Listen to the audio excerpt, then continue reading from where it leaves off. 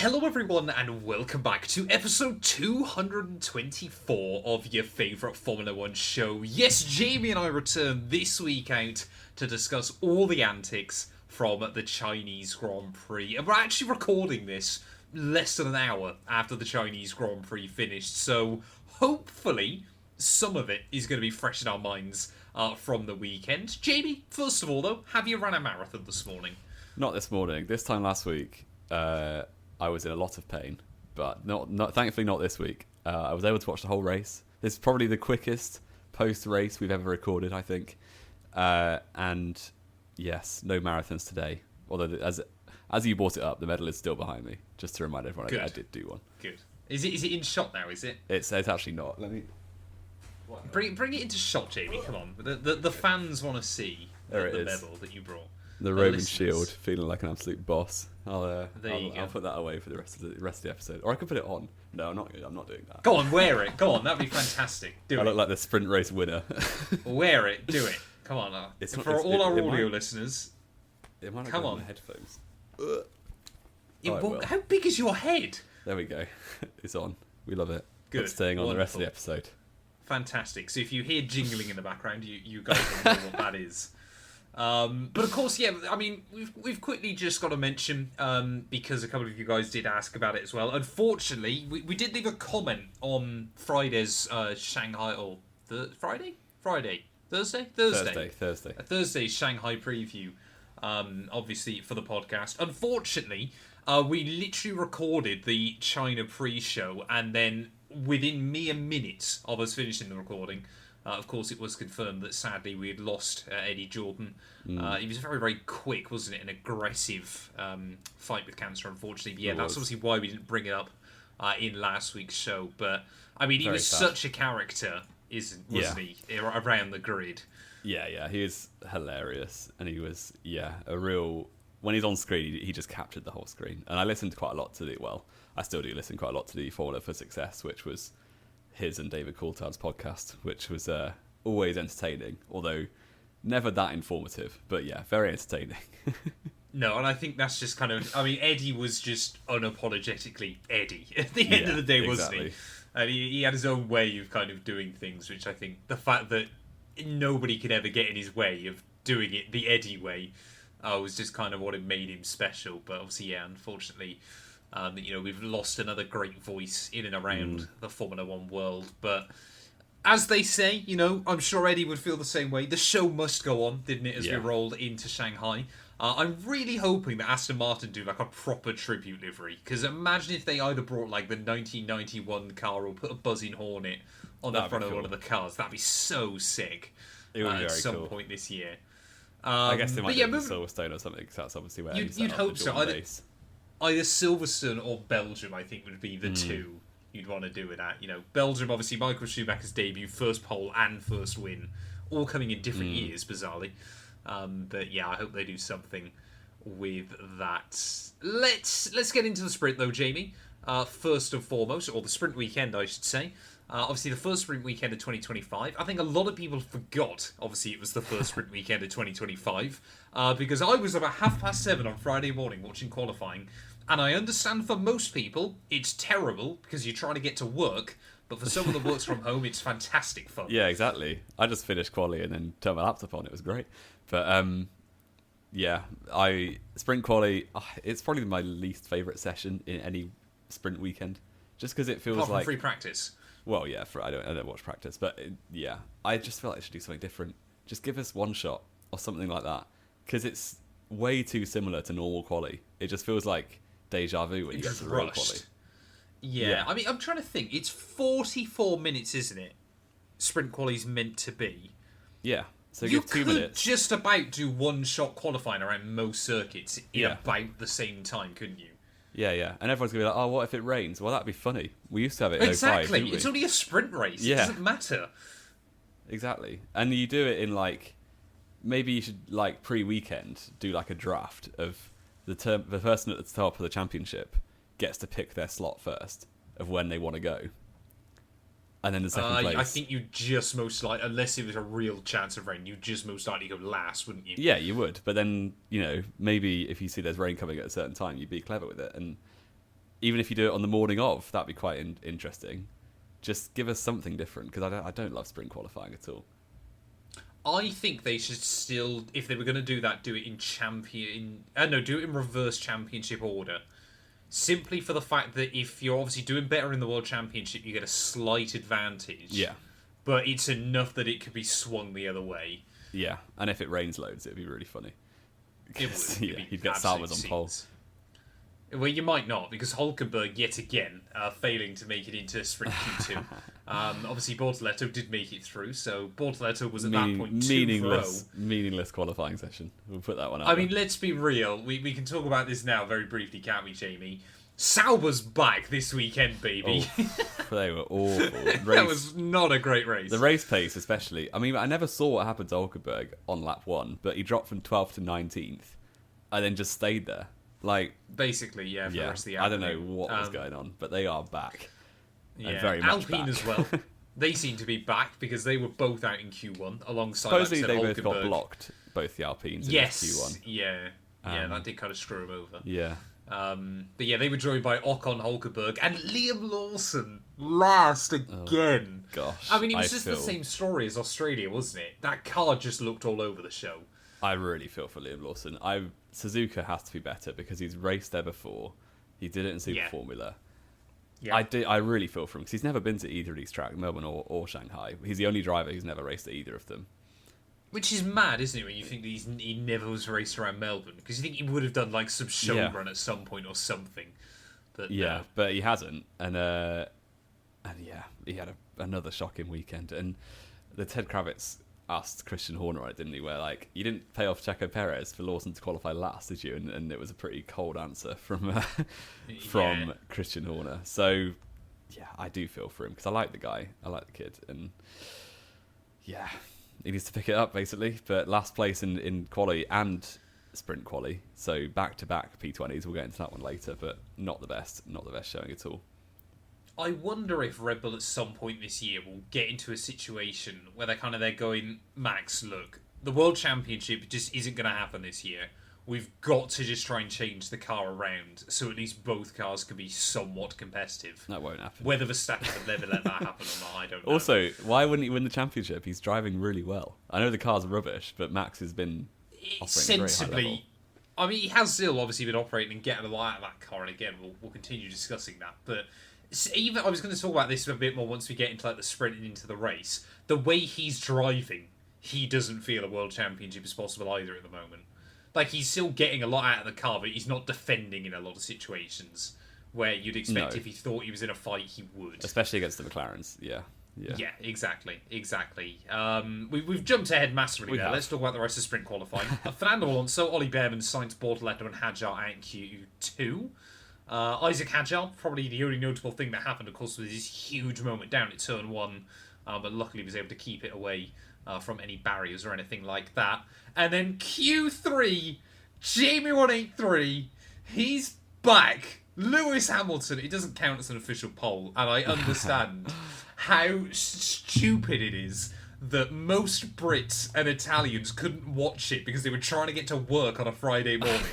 But Lewis Hamilton takes his first pole in... Well, yeah, but some of them do. Some of them do, I think. But yeah, Lewis Hamilton on pole in a Ferrari. And it was one of those bizarre ones, wasn't it, where McLaren tried to get both drivers to do 2 runs. Didn't work. But Lewis and Max front row was just the two best drivers under pressure getting it done, basically, wasn't it? Yeah. An 18,000th of a second. I thought Max was going to snatch it at the last minute, but sadly not. But yeah, I was genuinely quite happy for Lewis. His little chuckle on the radio when they told him it was P1, or Santiago, whatever that means. Who knows? Yes, I'm very above board. I'm not a Lewis Hamilton fan, but I don't hate the guy. I think he's one of the best drivers of all time, not the best. But yeah, I was happy for him. It brought a smile to my face. Yeah, bless it. And the first time a driver over the age of 40, Jamie, has taken pole since... It's not a pole, but it would be since... But it is. Yeah. Since Niki Lauda? No, he didn't race into his 40s, did he? Oh, well, Schumacher in Monaco would have been it, but no. That doesn't count, no. Is it like well back? Is like Sterling Moss or Fangio or something? Nigel Mansell, 1994 Oh, wow. in Adelaide. I didn't know Mansell was in his 1994 season. Wow. Yeah, Mansell was 41, I believe. Wow, Mansell came into Formula One very late on. I think people often forget this. Yeah, Hill came in at 30 as well. Well, Mansell came in genuinely, I think, at like 28, 29. Yeah. Hill was like famously old getting in. Yeah. But yeah, obviously Lewis got pole. Max Verstappen joined him on the front row. Lando Norris, in Lando Norris style, bottled it. Right at the end of his final run, locked it down at the hairpin. I don't think he would have smashed pole out of the park, but I think that McLaren, sensibly, they should have got pole there. But it would leave Oscar, Charles on the second row, Russell ahead of Lando, with Kimi Antonelli, Tsunoda, Albon, and Stroll rounding out our top 10. And that took us nicely then, Jamie, into the sprint race on Saturday. I did really and ah about getting up for it, but 3:30 in the morning, especially when I had a 12-hour race to do, I just thought not a chance. I did not this weekend, about sadly. it. I had no thought in my mind about getting up. But Fair I did enough. watch the highlights, like, in real time, as it were. So I didn't know the result before I watched the YouTube video. So it felt like I was watching it for real, just on high speed. Nice. Yeah, it was an interesting sprint race, actually. Obviously, Lewis held off Max into turn one and kind of just drove off, didn't he, after that? And he tried to break the DRS, but couldn't do it that early on. But it seemed like Max was taking more out of his tyres, wasn't it? Yeah, the clear air made a massive difference all weekend, really, which helped Hamilton out. Norris dropping back was classically Lando Norris on lap one, wasn't it? And yeah, the mistake into turn 6 was amateur completely on lap one for Lando, sticking wheel on the grass under no pressure and losing 3 places. It was not too clever. That dropped him briefly out of the points behind Stroll, wasn't it? And boy, it was quite a lot of the sprint race. He was out of the points behind Stroll. Yeah. He struggled to get back to him until very late on.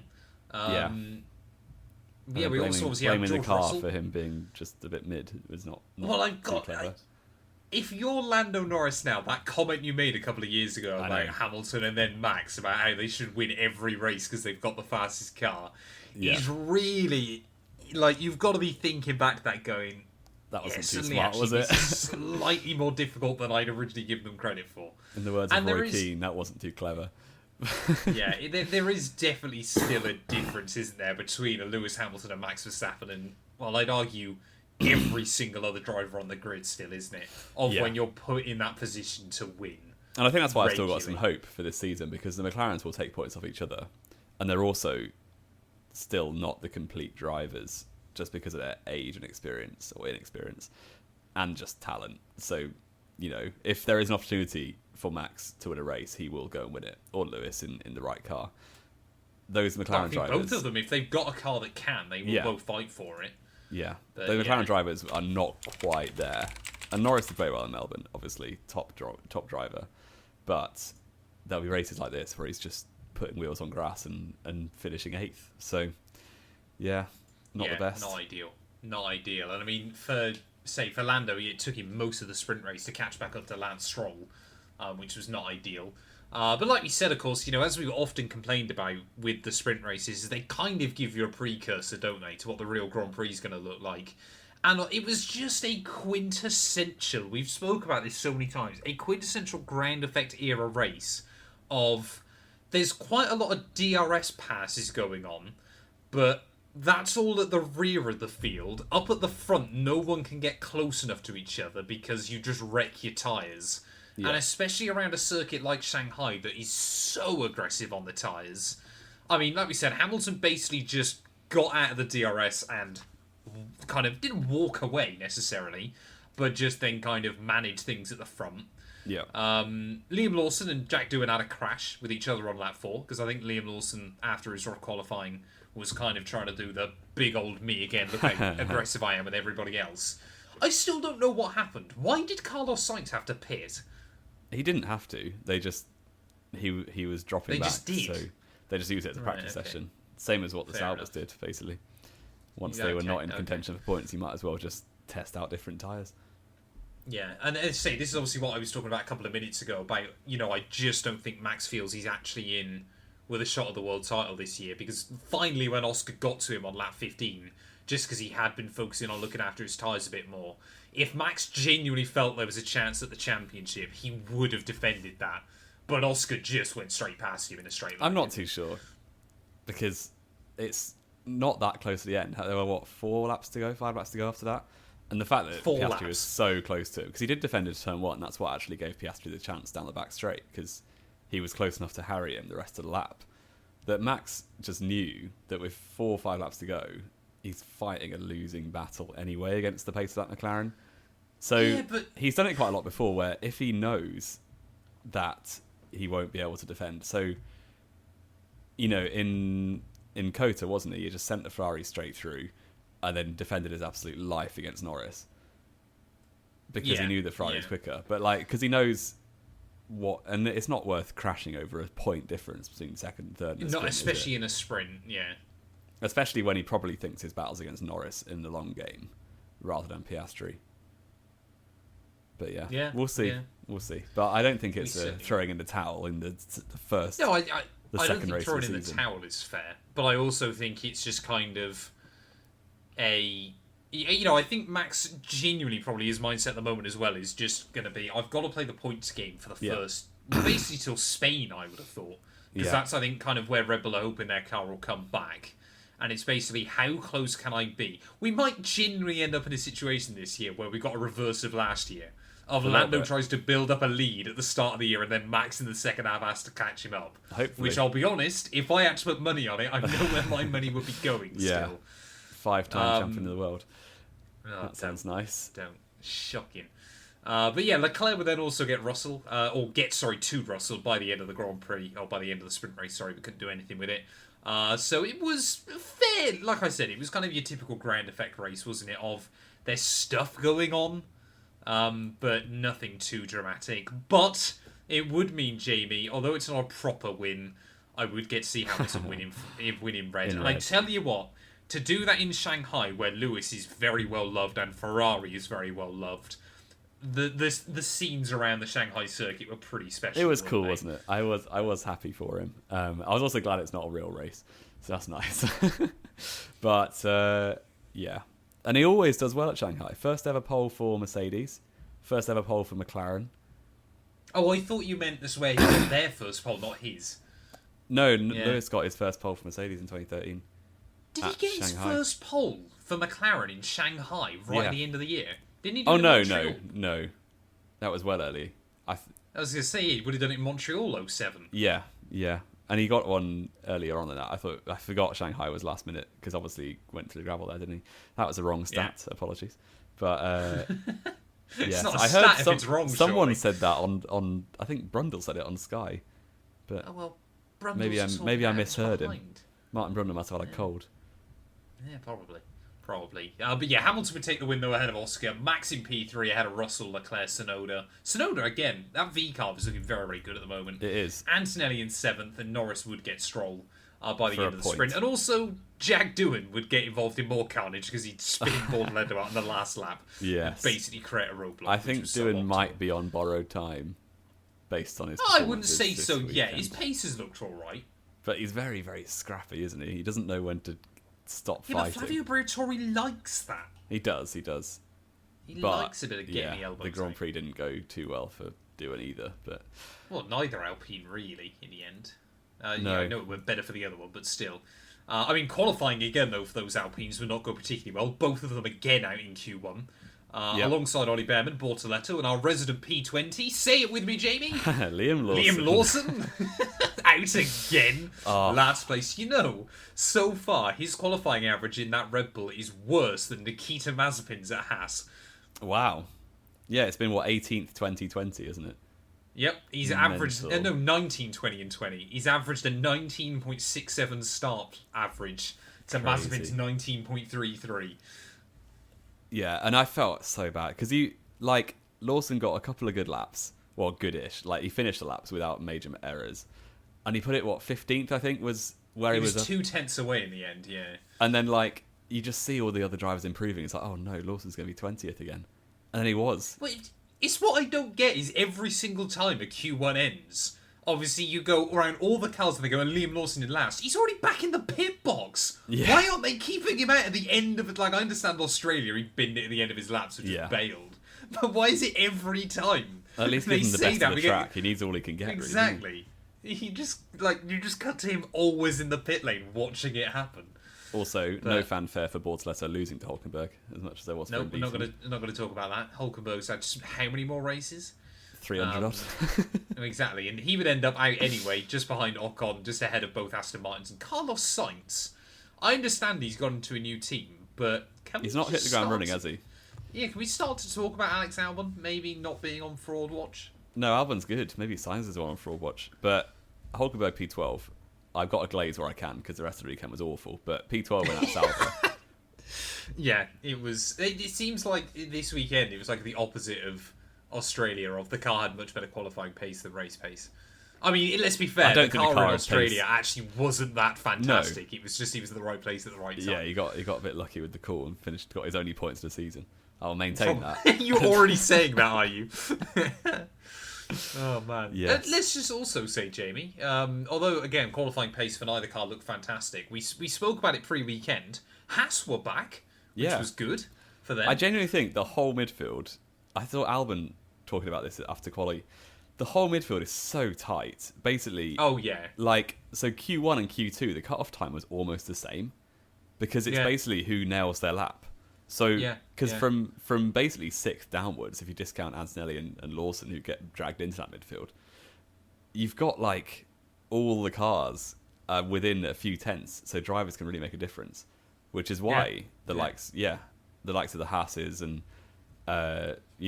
your good drivers in that midfield can make a difference. The likes of Albon, Tsunoda, Hulkenberg, and to be fair to him, Ocon. I thought Ocon was very good this weekend. But I was going to say as well, it's also if you just so happen to accidentally take the setup in the wrong direction, can make all the difference as well. Or you start your lap too close to traffic, or you're not tires warmed up, or anything like that. Anything. Clearly, Jamie's trying to use this to hype up Oscar Piastri, because he would be the one that stormed to pole by the end of the session, going quicker than Lando Norris. He actually looked just a little bit quicker than Lando all weekend. Quite a few, certainly on Saturday. Throughout Saturday as well. George Russell, though, with a lap out of nowhere right at the end of Q3 to split the McLarens, which is rather impressive. Would have been tell you what, hilarious if Russell snatched pole after Crofty declared Piastri had his first pole in F1. He would have, that would have been quite funny in the end. I tell you what, Russell as well is another one that I think we've got to keep an eye out for this year. Him and Max could both be in a situation where we kind of get 17, 18 races in, and they're still not a million miles away. Yeah. Which would be fantastic to Russell's see. Under the radar so far, but very, very good. Yeah, Lando P3 ahead of Max. Ferrari would lock out row 3 in a bit of a disappointing effort in the end. Hadjar, shout-outs to him. Best of the rest. Absolutely fantastic effort there. Ahead of Antonelli, Tsunoda and Albon, Jamie. And that brings us into the Grand Prix.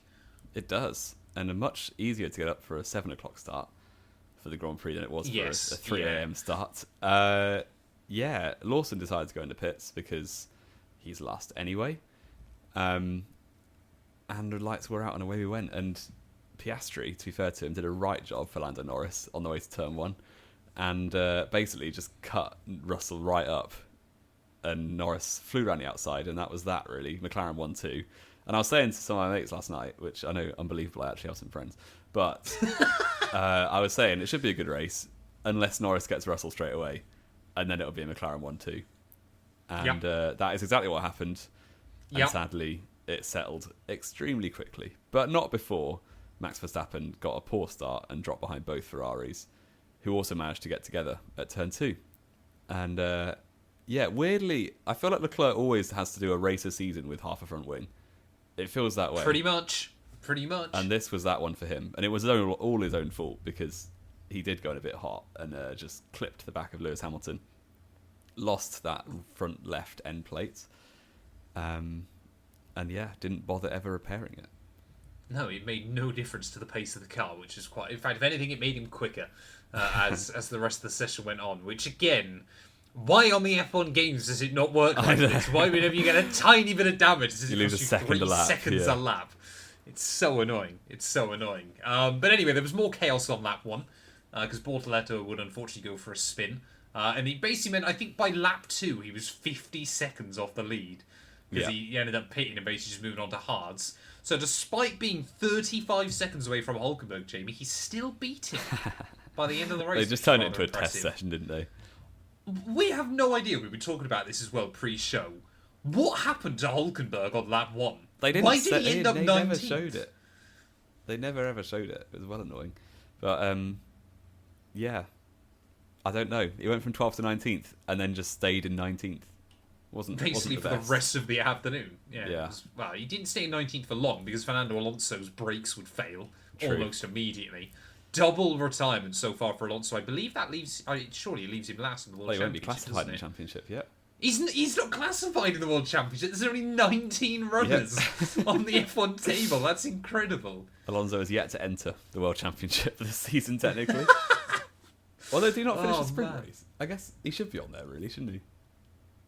Yeah, I guess you don't get classified. You don't get for a that, classification. Yeah, weird. That's mad. He's not on anything. No, so Alonso still yet to turn up. He might do in Suzuka, but we'll see. But out of the race very quickly. And a shame for him because at least this one wasn't his own fault. No. I mean, basically, then let's be fair, especially at the front of the order, which is the bit that people do care about. It just became a race of tyre strategy, didn't it? Entirely. Yeah. After how great Australia was last weekend, and I know some people will go, there was a lot of battling still and things like that. Like, honestly, there wasn't. Put on a good show. There really there wasn't that much battling. You had the first. There was towards the rear, but up until the pit stops, the first stop, there was not a single overtake. After there was. So the first 12 laps or so, nothing happened at all. And then, to be honest, after the tyre strategies settled down, so from about lap 35 onwards, there also were about 2 overtakes. Well, no, because Hadjar and Doohan were absolutely putting on a show towards the end. They were going for it. But yeah, we'll get to that later. But yeah, Russell did pit first of the front runners and very briefly undercut Lando Norris. But I feel like the McLarens were probably at about 50% most of the race. And then as soon as he had to overtake somebody, I can actually go fast now. So he's going to go and make an overtake. And Norris got straight back into second place. Yeah, I think there was probably an element from McLaren which seems hilarious again to say this so early on in the year, but I don't think they wanted the drivers screwing each other over if they had to make a second stop or anything. Yeah, and they didn't. But I also Norris don't think first. they could really get close enough to each other very easily. No, definitely not in clear air. But what they could have done is they could have pit Norris the same lap as Russell and risk Norris. No, because Oscar did.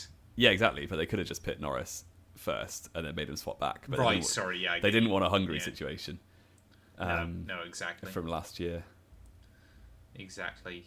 Kimi Antonelli, again, where we've said, it's quite impressive, isn't it, now, when you think, your V-Carbs, your Hasses, your Alpines, they're not that far away from the front runner's pace anymore, are they? They're not. And looking back at 2018-19, sort of, there would be 2 seconds a lap between the Renaults and the Hasses in 5th and 6th, and the top normally, 4. But in 2019, you'd have 5 cars on the lead lap. Yeah. Gasly and everybody else would be a lap down in that Red Bull. Harsh on Gasly, but true. It was bang on. Yeah. So, but the pace differential of the whole field is not that big, which is actually it makes for some good, interesting races. It does make strategy interesting, yeah. Because, I mean, you had that situation, didn't you, by kind of just over half distance, where a lot of your front runners were kind of still umming and ahhing about whether a one-stop would be possible. And you were looking at it going, well, they can't really pit again yet anyway, because they'll just get caught in that huge train that, Ocon, Gasly, Antonelli were all stuck in. But what I was originally going to say was, of course, that obviously poor Antonelli, still obviously trying to learn that Mercedes, being 0.3 a lap slower than George Russell, kind of just screws you to a day battling with the midfield, doesn't it? Yeah. Which looks awful on paper, but when your pace actually isn't that different, is probably quite tough. Well, it's good enough for drive of the day, isn't it? Apparently. I don't get that. I like Kimi Antonelli, but I don't understand how on earth he's got that. Insane, isn't it? I don't get that at all. But to be fair to Ocon, he did extremely well. And the undercut on Antonelli, and then he just kind of gapped him and kept him there the whole race. So fair play. Yeah, because, again, drivers just could not stay close to each other very easily. No, exactly. One driver who could stay close to somebody else was Charles Leclerc behind Lewis Hamilton. He did. With half a front wing, was able to put the pressure on. It was actually Hamilton's a bit extreme. It was Hamilton's idea, supposedly, to swap over, which I thought was very nice of him. He just couldn't adapt to the fact, obviously, they changed the tyre pressures after sprint quali. Which, how on earth Pirelli are allowed to do that mid-weekend? 7-time world champion should probably be quite adaptable, but everyone else adapted to it. But he's still trying to learn a new car. Not everybody. Fernando Alonso didn't. Well, his brakes certainly didn't, that's for sure. Yes, so Hamilton did let Leclerc through without much fanfare, really, and meanwhile Verstappen was just on the back of them, a little bit off. The Red Bull really didn't have any pace waiting in the all. wings, wasn't he? Yeah, and that, at what point do we start saying is the V-carb actually faster? We don't, because it's not. But the fact he was only 2 tenths ahead of the V-carbs in quali, Verstappen is easily 2 tenths of a driver better than Tsunoda or But if that car's so undrivable and you can get more out of the V-carb, then... What I want to see is a driver swap. They put Verstappen in the V-carb for one race weekend. See what happens. That would be quite funny. Stroll and Behrman, though, at least they kind of make the strategy a bit different, wouldn't they? Because they go uber long on the hard tyres early on, because most people had started on mediums, had then either committed to a 2-stop if you were V-carb, which pretty much immediately they worked out they'd screwed themselves. Yeah. Or obviously Behrman, and Stroll obviously starting on the hard, so they basically just kind of had to go as long as they possibly ever could. Yeah. And fair play to Stroll. Stroll actually did very well. I mean, I'm he did take those tires very far. That he didn't get points in the end, but I was rooting for Lance Stroll this race, which I never thought I'd be saying. No. Yeah. Hamilton then would be one of the only front runner. Would be the only front runner, wouldn't he, to try the 2-stop, because again, just the tyre pressures had kind of screwed him over. They knew they'd get out just ahead of Ocon and that group of cars late on. So it was kind of a damned if you do, damned if you don't. He was going to lose to Verstappen anyway, because Verstappen started picking up the pace. And he was basically like, well, we might as well do a 2-stop because we're going to finish 6th regardless. So we've got a gap. Yeah, the worst thing you want is the tyres to completely fall off and then potentially be under more pressure towards the end. Exactly. And I think ultimately, just as the race went on, the Ferraris just got worse in comparison to everybody else. Yeah, they weren't great on the tyres. That car was never intended to really one-stop in the way the others were, because it would even mean by the end of the Grand Prix, Max Verstappen obviously made a brilliant move on Charles Leclerc, didn't he? He did. Through turn very, 1 and very turn move 2. of the race, that, I think. Very, very good move. Got to definitely be up there. Definitely. Lando Norris as well, though. It wouldn't be a Grand Prix without McLaren having a little bit of their own drama, despite comfortably having, the fastest car. Norris would be told, he'd tell the team that his brake pedal was starting to go long, so they told him to just go easy on it, and Norris, that's kind of the thing a toddler would do, wasn't it? They tell him to go easy, so he tries to drive faster, and then obviously almost completely screws himself at the end of the race. Good logic. If you drive faster, the race is over quicker, then there's less time for the brake But it wasn't, because he almost got jumped by George. Yeah, he properly had to nurse it at the end, didn't he? It would have been very funny if he lost more points in the fastest car. But he held on just about, but he was proper lifting coast, wasn't he, on the last lap? And I think he lost 8 or 9 seconds.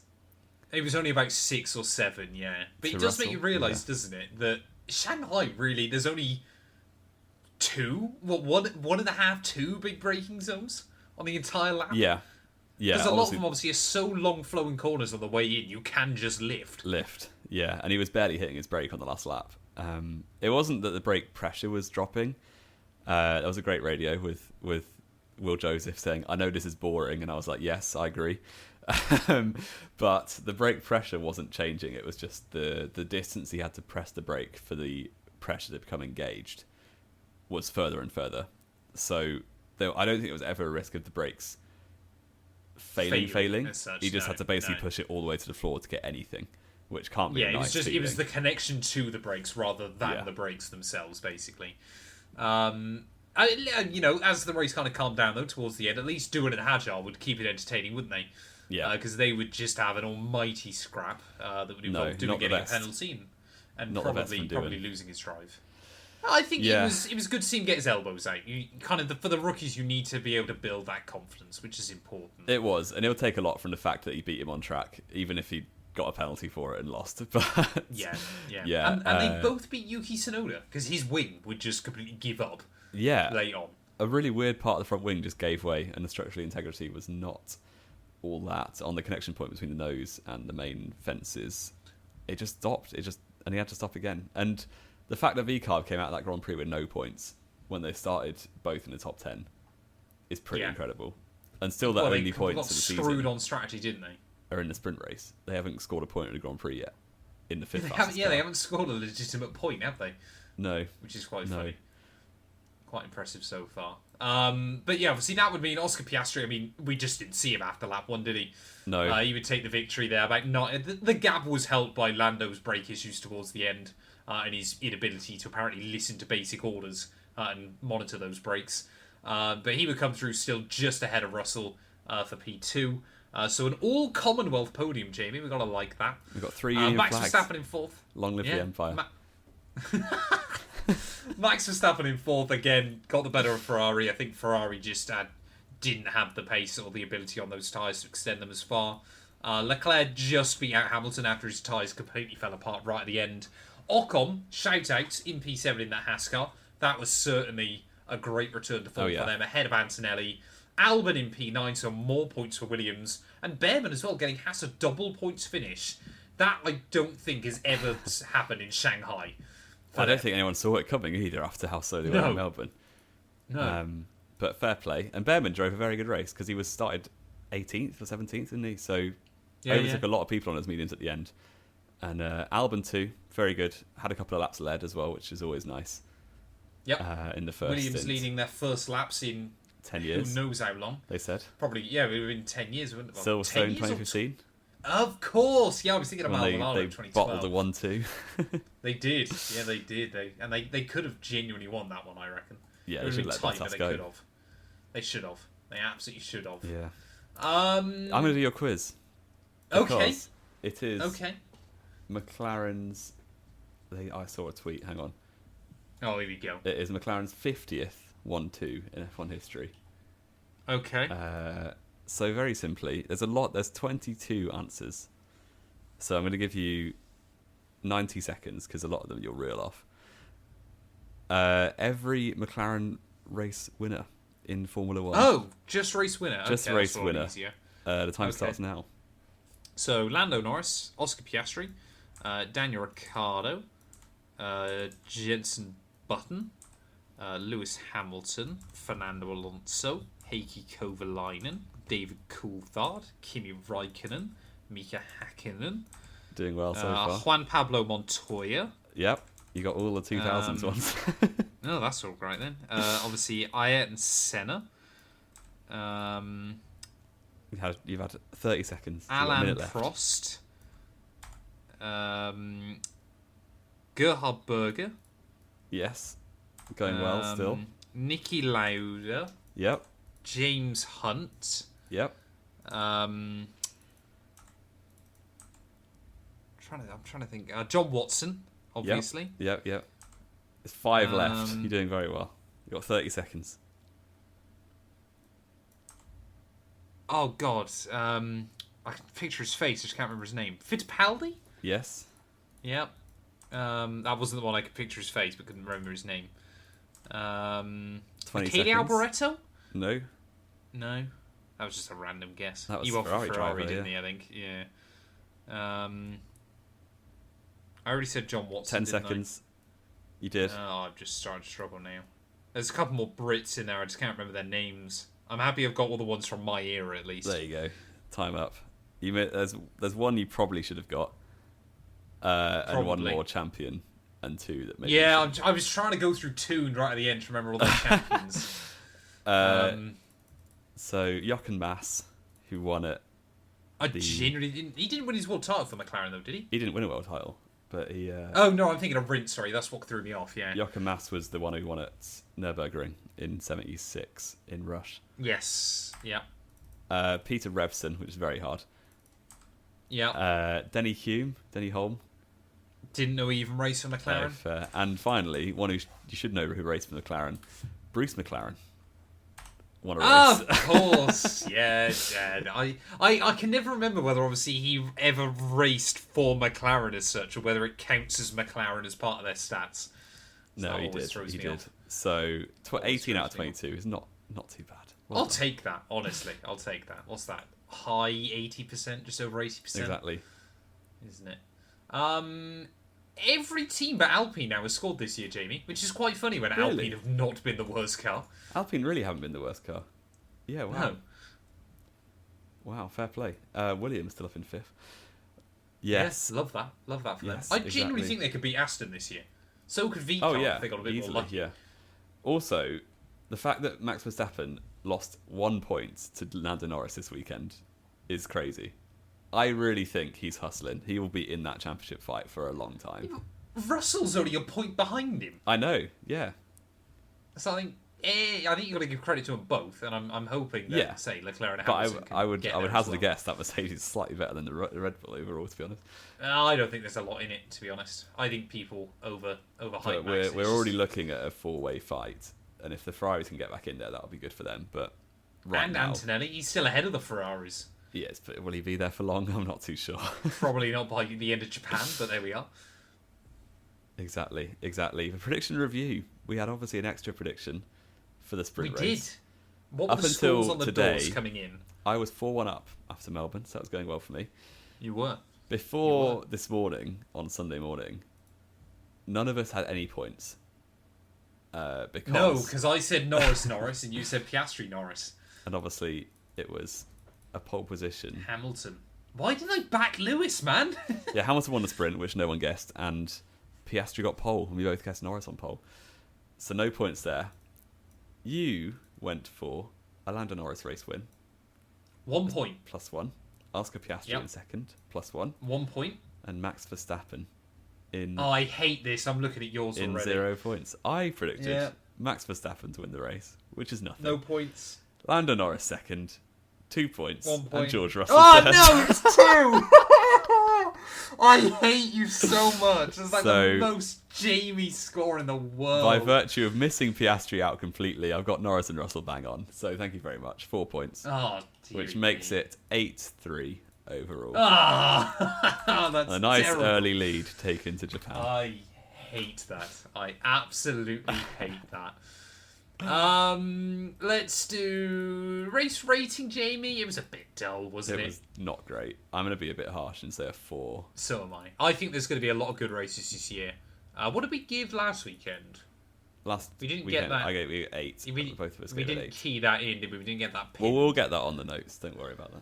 Yeah, I think I'm going to go with you. I reckon that was a 4. It really wasn't good, and yeah, I hope there's not that many worse than that. But it wasn't fantastic. No, and I don't think there should hopefully be 2, which is odd as well because Shanghai's normally a good little track for races as well. We're going to Suzuka next, so don't get your hopes up. Yeah, exactly. That's probably not one to get too confident about. People that still say Suzuka's a great Formula 1 circuit, they just need to put DRS in towards 130R. Sorry, the track's not too small. The cars are too big. Yeah, exactly. Put DRS into 130R, it'd be fine. I genuinely think you get a much better show. Around 130R. If you want to. Yeah, exactly. I genuinely think you'd be fine then, if they did that. Everyone's got a Lucas de Grassi on the formation lap. Probably. Have we got anything else? Driver of the day, Jamie? And we're not going to give it to Antonelli, I don't think. I'm not going to give it to Antonelli. I will, though, give it to Ollie Behrman. Because I thought he was class. I know he lost to his teammate in quality and race, but to come from 18th to 10th, very good stuff. On a compromise strategy as well. And he actually made overtakes, which not many did. So no, exactly. I think, Jamie, because we didn't give it to him in Australia when I think he could have deserved it, I'm going to say George Russell. Fair play. He was very good. Very solid. He did the most draw. He's just going to just be George Russell this year. Is going to be Charles Leclerc last year. He appears in P3. He just whatever happens, Russell's in third. Exactly. Well, thank you all, as always, so much for listening. If you're not already, please make sure you get yourself subscribed. We are up to 886 subscribers on the channel, so we're just over 100 way from 1k. Jamie and I will be back next week, obviously, to preview the Japanese Grand Prix as well. Jamie, have you got anything else to add before we finish off? I don't think so. If any penalties come out, we've stopped recording at 10 o'clock, so unfortunately, we've missed them. Yes, we're sorry about that as well. But thank you all as always so much for listening. And yeah, Jamie and I will be back then, ready next week to preview the Japanese Grand Prix. We get a break week. We get a lie-in, Jamie, this weekend. Fantastic news.